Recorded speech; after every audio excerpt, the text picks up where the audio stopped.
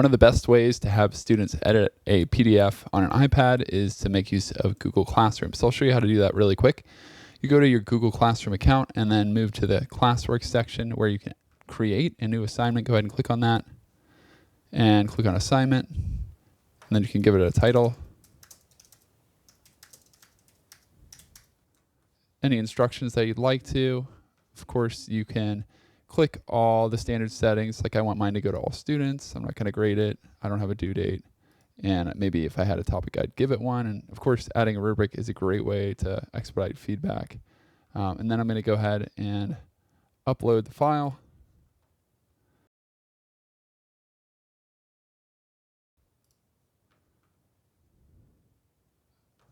Okay. And then I'm going to make sure that everybody gets his or her own copy. That's an important step.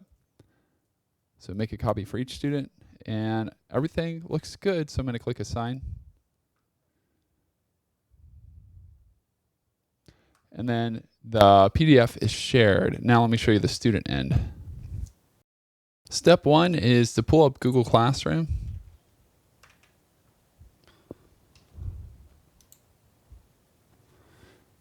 And then the student will go into the class.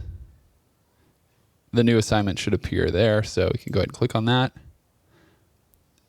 And then you'll see that the title is above. Here's the thing to remember. There's an arrow down at the bottom where it says your work. You click on the up arrow, and then the PDF will be displayed.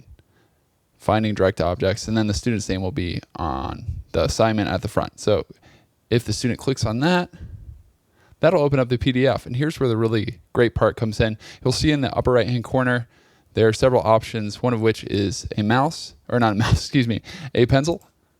And when the student clicks on that, he or she can pinch to zoom in and out. And then down at the bottom here, you'll see there's an eraser, a pen or pencil, I don't know which, and then a pencil, a highlighter, and then even an option to add text by typing. But I'm just interested in the pen right now. And of course, you can click on that, change the color, change the size, maybe make it a little bit bigger. Let me use red.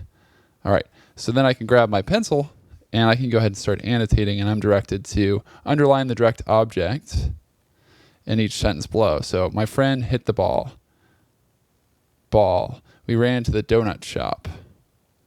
Shop. My sister went to school.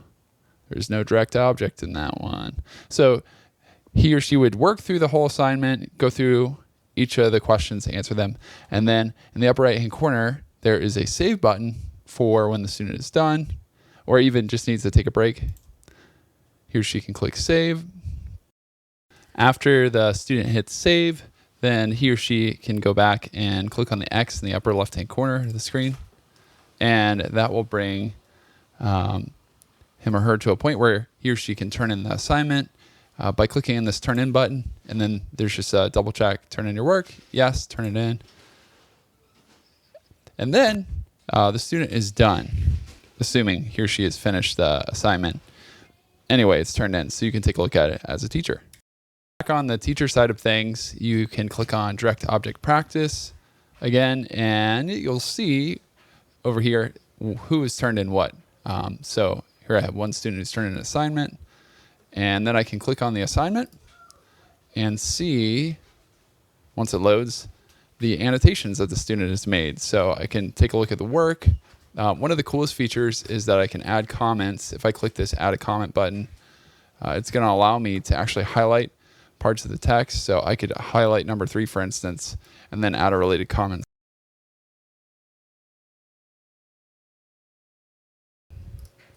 And I can leave specific feedback there that way. Or I could, like always, I could add comments over on the side here as well. And if you have a rubric, it's a great way to give some feedback quickly by clicking through a set of built-in comments that you might have as well. So that's how you can interact with the PDF and get it out to students quickly using Google Classroom.